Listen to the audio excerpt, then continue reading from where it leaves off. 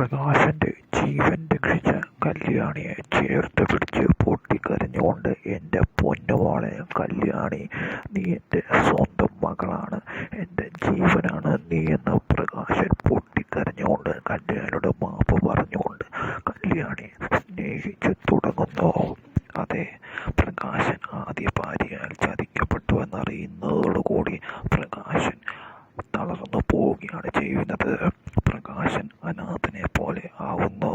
മാനസിക നിലതെറ്റി പ്രകാശൻ തെരുവിലൂടെ നടക്കുമ്പോൾ പ്രകാശന് പെട്ടെന്ന് നെഞ്ചുവേദന വരികയാണ്.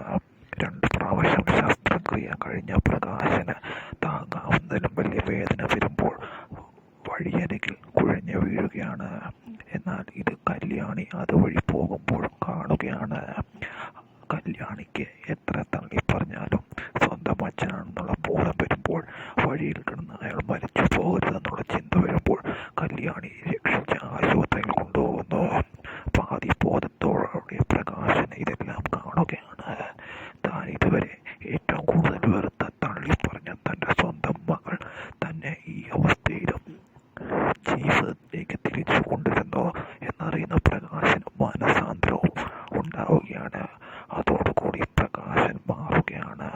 പ്രകാശൻ തിരിച്ച് ആശുപത്രിയിലെത്തി പൂർണ്ണമായി ആരോഗ്യം വീണ്ടെടുത്ത് ബോധം